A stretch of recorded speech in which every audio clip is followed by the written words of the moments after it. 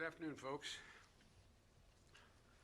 I'm going to make some brief remarks, sign an executive order, and then take your questions, if that's okay with you all. Last week, we immediately got to work to contain the pandemic and deliver economic relief to millions of Americans who need it the most. And today, we're getting to work to rebuild the backbone of America, manufacturing, unions, the middle class. It's based on a simple premise that will reward work, not wealth in this country. And the key plank of ensuring the future will be made in America. I've long said that I don't accept the defeatist view that the forces of automation and globalization can keep union jobs from growing here in America. We can create more of them, not fewer of them. I don't buy for 1 second that the vitality of American manufacturing is a thing of the past. American manufacturing was the arsenal of democracy in World War II, and it must be part of the engine of American prosperity now. That means we're going to use taxpayers' money to rebuild America. We'll buy American products and support American jobs, union jobs. For example, the federal government every year spends approximately $600 billion in government procurement to keep the country going safe and secure.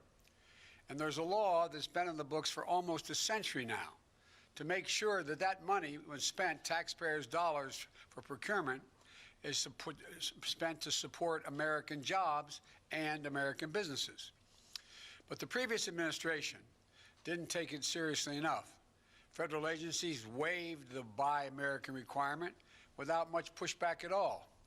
Big corporations and special interests have long fought for loopholes to redirect American taxpayers' dollars to foreign companies for the products that are being made.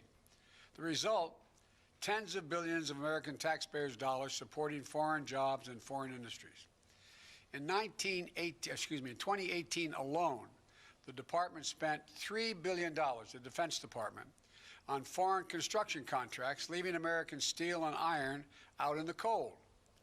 It spent nearly $300 million in foreign engines and on vehicles instead of buying American vehicles and engines from American companies, putting Americans to work. Under the previous administration, the federal government contract awarded directly to foreign companies went up 30%. That is going to change on our watch. Today, I'm taking the first steps in my larger Build Back Better recovery plan that invests in American workers, unions, and businesses up and down the supply chain. And I know that previous presidents entered office by promising to buy America and instituting the Buy American policy. But here's why this is different and not the same. I'll be signing an executive order in just a moment, tightening the existing Buy American policies and go further. We're setting clear directives and clear explanations. We're going to go to the core issue with a centralized, coordinated effort.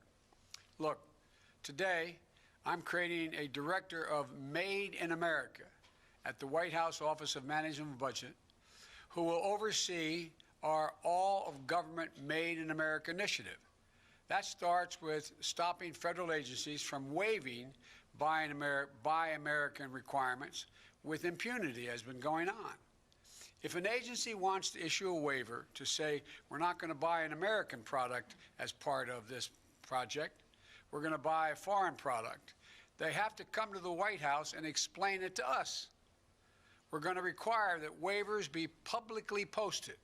That is, someone's seeking a waiver to build this particular vehicle or facility, and it's going to buy the following foreign parts. That waiver, the request for it, is going to be posted. Then we'll work with small American manufacturers and businesses to give them a shot to raise their hand and say, yeah, I can do that here in my shop, in my town. It's about, as you've heard me say before, I used to have a friend who was a great athlete who said, you got to know how to know. These small businesses don't even know they can compete for making the product that is attempting to be waived and be able to be bought abroad. And I'm directing the Office of Management and Budget to review waivers to make sure they are only used in very limited circumstances. For example, when there's an overwhelming national security, humanitarian, or emergency need here in America. This hasn't happened before. It will happen now. Here's what else we're going to be doing. Under the Build Back Better Recovery Plan, we'll invest hundreds of billions of dollars in buying American products and materials to modernize our infrastructure, and our competitive strength will increase in a competitive world.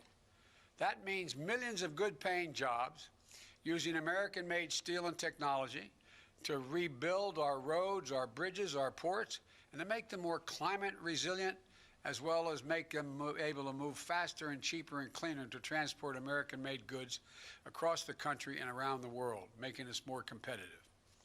It also means replenishing our stockpiles to enhance our national security. As this pandemic has made clear, we can never again be in a position where we have to rely on a foreign country that doesn't share our interest in order to protect our people during a national emergency. We need to make our own protective equipment, essential products and supplies. And we'll work with our allies to make sure they have resilient supply chains as well. We'll also make historic investments in research and development, hundreds of billions of dollars, to sharpen America's innovative edge in markets where global leadership is up for grabs. Markets like battery technology, artificial intelligence, biotechnology, clean energy.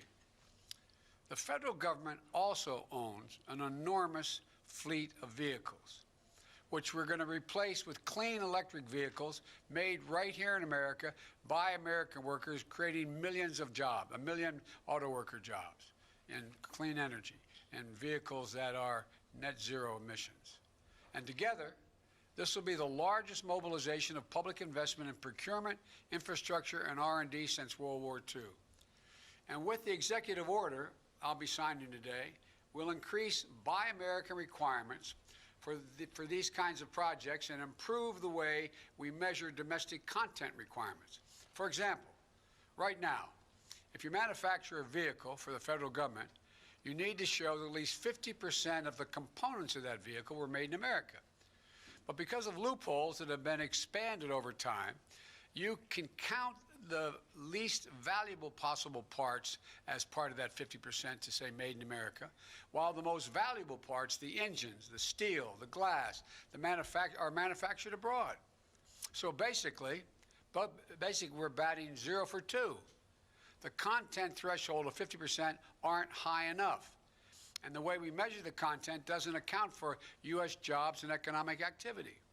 We're going to change that as well. The executive action I'm signing today will not only require that companies make more of their components in America, but that the value of those components is contributing to our economy, measured by things like a number of American jobs created and or supported. At the same time, we'll be committed to working with our trading partners to modernize international trade rules, including those relating to government procurement, to make sure we can all use our taxpayer dollars to spur investment that promotes growth and resilient supply chains. And here's what else the action does. When we buy America, we'll buy from all of America. That includes communities that have historically been left out of government procurement. Black, brown, Native Americans, small businesses and entrepreneurs in every region of the country. We will use a national network of manufacturers called the Manufacturing Extension Partnership that's in all 50 states and Puerto Rico to help government agencies connect with new domestic suppliers across the country. This is a critical piece of building our economy back better and including everyone in the deal this time, especially small businesses that are badly hurting in this economy. The executive action I'm taking also reiterates my strong support for the Jones Act and American vessels, and our ports, especially those important for America's clean energy future and the development of offshore renewable energy. I'll close with this. The reason we need to do this is America can't sit in the sidelines in the race for the future. Our competitors aren't waiting. To ensure the future is made in America, we need to win not just the jobs of today, but the jobs and industries of tomorrow. And we know that the middle class built this country, and we also know unions built the middle class. So let's invest in them once again. I know we're ready, despite all we're facing. I've never been more optimistic about the future of America than I am today. Given even just half a chance, the American people, the American workers, has never, ever let the country down. Imagine if we give them a full chance. That's what we're going to do. I'll stop here and sign the executive order, then come back and take some of your questions.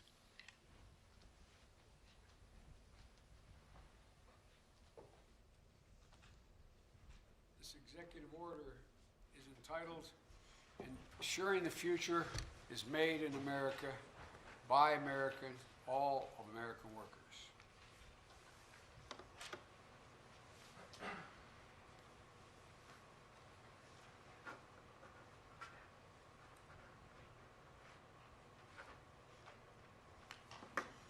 There you go. Now I'll be happy to take your questions.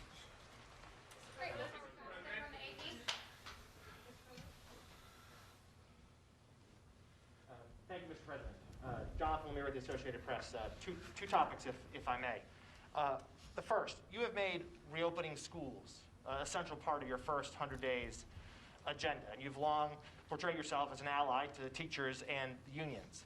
Right now, the Chicago Teachers Union has refused. They've defied an order to return to in-person classrooms because of a lack of vaccinations.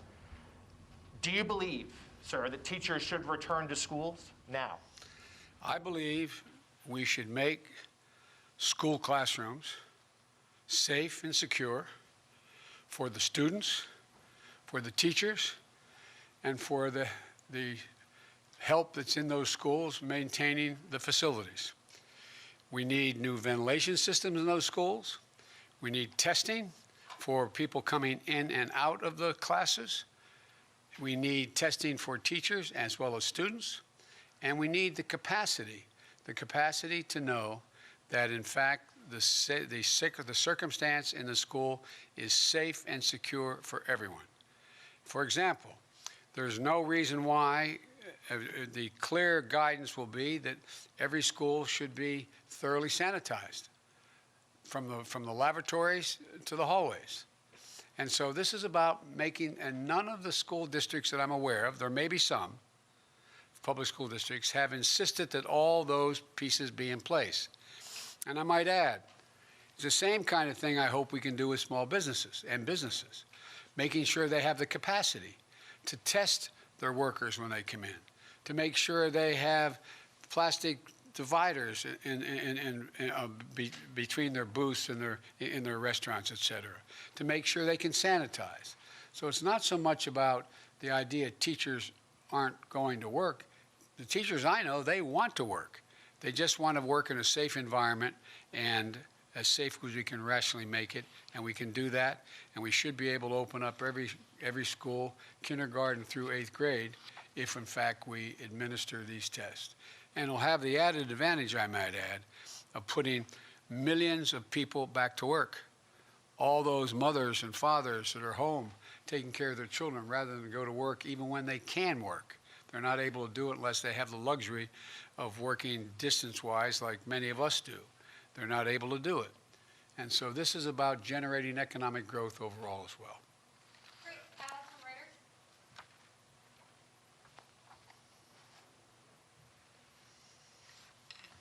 Thank you, Mr. President. I'm Alex Alper from Reuters. I wanted to ask a question about Navalny. If you are considering imposing sanctions on any of the individuals involved in his attempted poisoning and/or his arrest when he returned from Germany, and if not, is that related to your concerns about it potentially derailing a New START extension? Thank you. I find that we can both operate in the mutual self-interest of our countries as a New START agreement and make it clear to Russia that we are very concerned about their behavior, whether it's Navalny, whether it's the solar winds, or whether it's reports of bounties on the heads of Americans in Afghanistan. I've asked the agencies in question to do a thorough read for me on every one of those issues, to update me precisely where they are, and I will not hesitate to raise those issues with the Russians. Jeff from NBC. President Biden, question about your COVID relief deal. On Friday, you said the nation is in a national emergency. We should act like it. Given that, given the scale and the severity of the need, how long are you willing to get sufficient Republican support before you would greenlight Democrat attempts to use reconciliation, for instance, to pass that bill? Well, look, the decision on reconciliation will be one made by the leaders of the House and the Senate. But here's the deal. I have been doing legislative negotiations for a large part of my life. I know how the system works. And what I'm not, can't guarantee anything at all, but I can say that what I'm going to be doing, and we've already begun, is making it clear to the leadership in the House and the Senate, as well as the group of 16, bipartisan group, as well as Republican individuals who have an interest in the issues that are in my package, and saying, here's what I'm doing, here's why I want to do it, here's why I think we need to do it, and what kind of support can or can't you give to that? And then we go on to the way in which we deal with legislation all the time. You know, we didn't have any votes for the recovery package when Barack and I came into office. We were short 3 votes. We didn't know we had the votes until the day of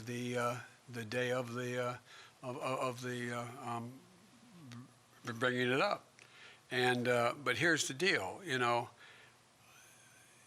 it's interesting, and I know you ask a lot of these questions, you know the answers, but you have to help educate the public as well. I'm not suggesting you don't know what I'm about to say. No one wants to give up on their position until there's no other alternative. They have to make a decision that they don't support what is being proposed, or they insist on what they have, or they let it all go away, fall down. I think we're far from that point right now. The decision to use reconciliation will depend upon how these negotiations go. And let me make clear about negotiations. I've always believed part of negotiation on the part of a president and or a chairman of a committee trying to get a major piece of legislation passed is about consultation. It's not enough for me just to come up to you and say, I like this, I expect you to support it. I want to explain to you why I think it's so important in this package that we have to provide for money for additional vaccines, why I think it's so important why we provide for money to extend unemployment benefits, why I think it's so important that we provide money to provide for the ability of people not to be thrown out of their apartments during this pandemic because they can't afford their rent. And to make the case to you why I think and what I think the priorities within this piece, we think the priorities are, I apologize, were within this legislation. And I don't expect we'll know whether we have an agreement and to what extent the entire package will be able to pass or not pass until we get right down to the very end of this process, which will be probably in a couple weeks. But the point is, this is just the process beginning. Annie, from Washington Post. Thank you, Mr. President. Annie Linsky with the Washington Post. Annie. I wanted to ask you a little bit about one of the sort of major themes of your campaign and how you sort of intend to measure and enact it, and that is the idea of unity. If you could talk a little bit about what you see unity as being. There are some people who are defining it as being bipartisan. Others are saying it is what most of the people in the country, defined by some poll, might believe. Or any sort of number of, or perhaps it's 50 plus 1, or 50 plus 2, or 75%. So given that it is such a key part of your message and your promise, can you talk and reflect a little bit more about what is unity when you see it and as you define it? Well, Annie, I think it makes up several of the issues, the points you made. One is unity requires you to eliminate the vitriol. Make anything that you disagree with about the other person's personality or their lack of integrity or they're not decent legislators and the like. So we have to get rid of that. And I think that's already beginning to change, but God knows where things go, number one. Unity also is trying to reflect what the majority of the American people Democrat, Republican, Independent, think is within the fulcrum of what needs to be done to make their lives and the lives of Americans better.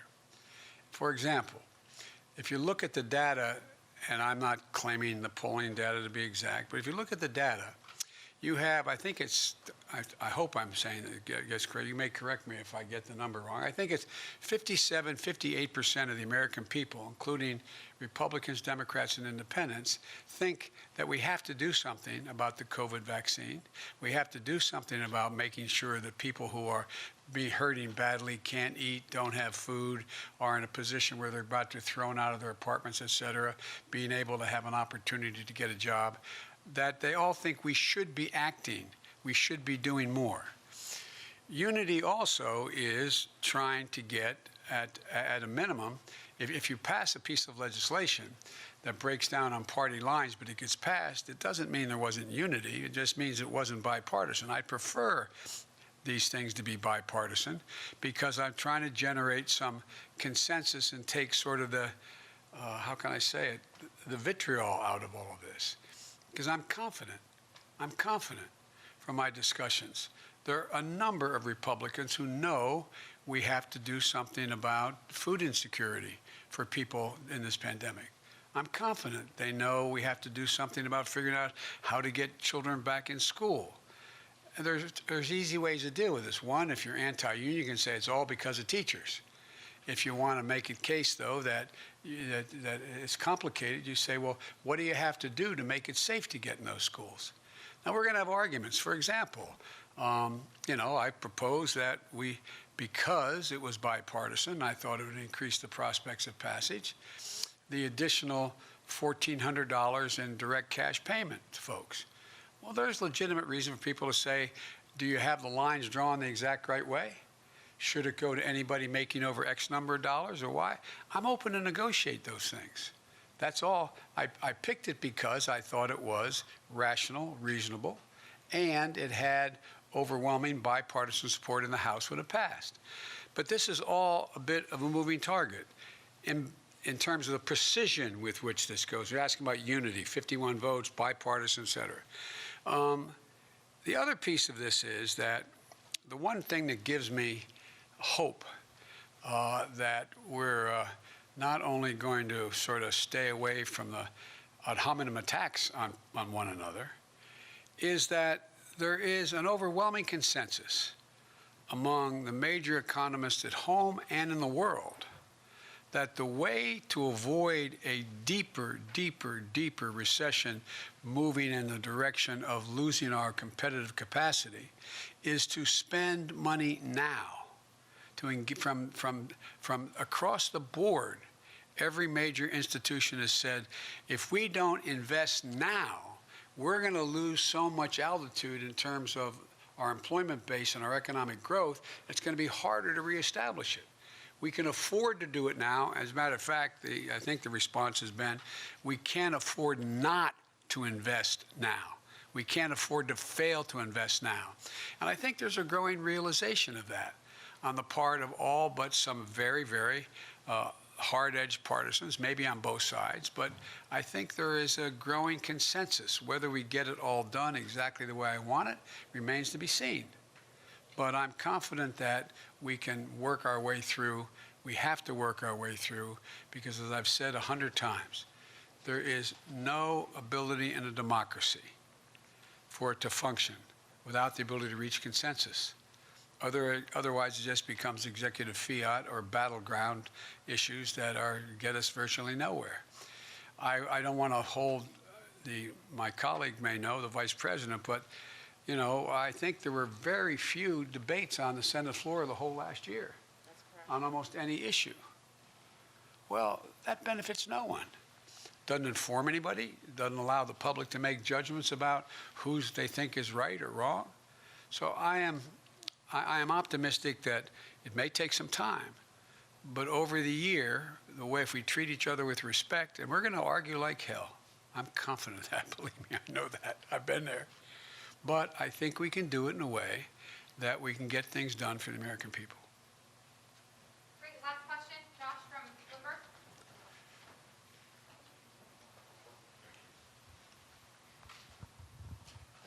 Josh, I don't trust you with a mic, huh? I don't know, man. That's fine. I wouldn't either. Thank you, Mr. President. I appreciate you taking the question. You mentioned just now that you might know in a couple of weeks. Can I ask whether it's more important for you to get something passed in a short time frame like that, or would you be willing to wait longer to get more bipartisan support? And might I also ask that one of the pillars is the vaccine funding. When do you think any American who wants to get the shot will be able to get the shot? Well, I'll try to answer the three parts of your question as I heard them. One, time is of the essence. Time is of the essence. And I must tell you, I'm reluctant to cherry pick and take out one or two items here and then have to go through it again, because these all are kind of, they go sort of hand in glove, each of these issues, number one. Number two, we are optimistic that we will have enough vaccine, and in very short order. We, as you know, we came in office without knowledge of how much vaccine was being held in abeyance or available. Now that we're here, we've been around a week or so, we now have that. And we've gotten commitments from some of the producers that they will, in fact, produce more vaccine in a relatively short period of time and then continue that down the road. So I'm quite confident that we will be in a position within the next 3 weeks or so to be vaccinating people at the range of 1 million a day or in excess of that. That is I promised that we would get at least 100 million vaccinations. That's not people, because sometimes you need more than one shot, the vaccination, but 100 million shots in people's arms of the vaccine. I think with the grace of God and the goodwill of the neighbor and the creek not rising, as the old saying goes, I think we may be able to get that to 1.5 million a day rather than 1 million a day. But we have to meet that goal of 1 million a day. And everything points that we're going to have, enough vaccine, B, enough syringes and all the paraphernalia needed to store, keep, inject, move into your arm the vaccine. 3, a number of vaccinators, people administering the vaccine, which is not an easy task.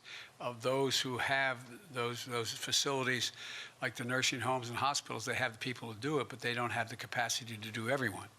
And so I think we're going to have, we're leaning hard into areas where we produce more vaccinators. We feel confident we can do that. And thirdly, it's really important that we have the fora, the place, the facility, the circumstance where people can show up, stand in line, and get their vaccine without having to stand in line for 8 hours. Being able to pick up the phone, call the pharmacy, and get your name on the list, et cetera.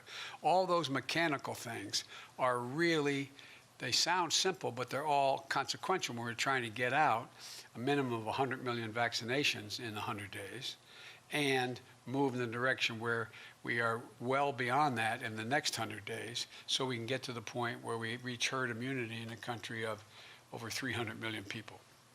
Does that answer your question? Well, my question was at what date or roughly when do you think anyone who wants one would be able to get it? Is it summer? Is it fall? Oh, I know. I think it'll be this spring. I think we'll be able to do that this spring. And but it's going to be a logistical challenge that exceeds anything we've ever tried in this country. But I think we can do that. I feel confident that by summer we're going to be well on our way to heading toward herd immunity and increasing the access for people who aren't on the list, all the way going down to children and how we deal with that. But I feel good about where we're going, and I think we can get it done. Thank you, guys. Thank you so much. One more on vaccines. Mr. President, one more on vaccines. Now, wait. I know he always asks me tough questions, and he always has an edge to them, but I like him anyway. So go ahead and ask the question. Thank you, Mr. President. So you just said that you think within 3 weeks or so we'll be at the point where there are 1 million vaccines per day, but it seems like... No, I think we'll get there before that. I said I misspoke. I hope we'll be able to increase as we go on till we get to the 1.5 million a day. That's my hope. And then the follow-up to that would be, now that you're president and you're saying there's nothing we can do to change the trajectory of the pandemic in the next several months, what happened to 2 months ago when you were talking declaratively about I am going to shut down the virus? Well, I'm going to shut down the virus, but I never said I'd do it in 2 months. I said it took a long time to get here. It's going to take a long time to beat it. And so we have millions of people out there who have the virus. We're just, for the first day, I think, correct me if I'm wrong, I've been doing other things this morning, speaking with foreign leaders, but one of the things I think this is one of the first days that the numbers actually come down, the number of deaths and the number on a daily basis and the number of hospitalizations, et cetera. It's going to take time. It's going to take a heck of a lot of time. And we still have, as Dr. Fauci constantly points out, it's one thing when we have mass, how can I say it politely, mass disregard of the warnings about not wearing masks and social distancing and failure to social distance and people getting together on holidays in ways that weren't recommended, et cetera. We see, first thing that happens is we see the number of infections go up. Then you see the hospitalizations go up. Then you see the deaths go up.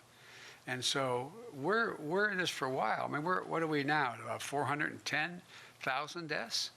And there's going to be more. The prediction, as I said from the very beginning of getting here, after being sworn in, was the predictions were we're going to see somewhere between a total of 600,000 and 660,000 deaths before we begin to turn the corner in a major way. So, and again, remember, the vaccine, most of the people taking the vaccine, a vast, significant number, require 2 shots, and they are an average of 3 weeks apart, and it takes time for it to be sure that you get to that 95% assurance rate. And so it's beginning to move, but I'm confident we will beat this. We will beat this, but we're still going to be talking about this in the summer. We're still going to be dealing with this issue in the early fall. And last point I'll make, and I know you're tired of hearing me saying it, particularly you may be tired of hearing me saying it, and that is that if we wear masks between now and the end of April, the experts tell us we can save 50,000 lives. 50,000 people otherwise would die. Thank you so very much. Mr. President,